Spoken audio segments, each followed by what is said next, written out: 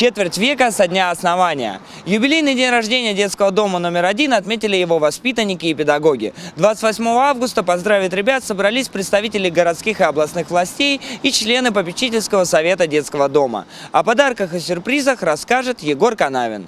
Детский дом номер 1 – уникальное образовательное учреждение. Он был первым в Вологде семейным детским домом, где дети не разлучаются со своими братьями и сестрами и воспитываются в теплой домашней атмосфере. Подобный подход впоследствии применили и другие детские дома города. Естественно, у такого учреждения много друзей и помощников, и они собрались вместе, чтобы поздравить ребят с праздником. И, конечно, привезли с собой подарки. Заместитель председателя Совета Федерации России Юрий Воробьев специально приехал в Вологду, чтобы вручить детскому дому новый микроавтобус на 19 мест, оснащенный по последнему слову техники. Самое главное, что она вместительная.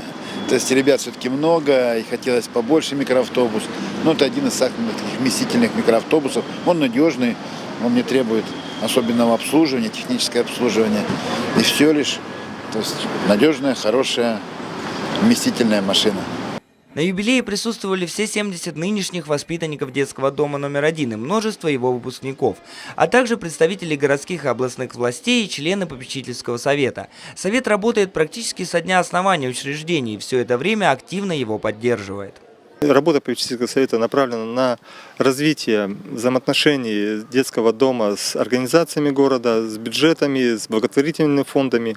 Ищутся дополнительные средства на содержание детского дома, на трудоустройство детей.